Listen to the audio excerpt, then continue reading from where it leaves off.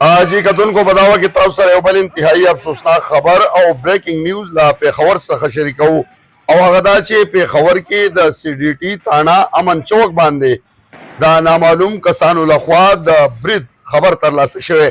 د سی ټي ډي د پولیسو تانې دننه چاودنه شوې ده. له چاودنې وروستو د سیمې نه د ډزو زورور اوازونه اورېدل شوي دي. د ریسکو ډلې او د پولیسو ګڼ شمېر سرتیري په سمدستي توګه سی ډي ټي تانې امن چوک ته رسېدلي دي.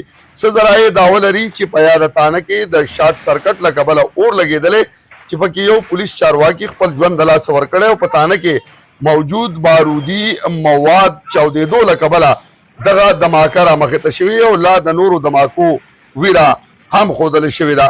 د راغلي راپورونو تر مخه تر دې دمه په سیمه کې ویره طرحه خپره شوې او لا د زوردارو ډزو اوازونه او د دماکو اوازونه اورېدل کیږي. د هر ډول نیوز او نیوز اپډیټس لپاره کتلی شئ انډس نیوز نیټورک د ټولو اواز.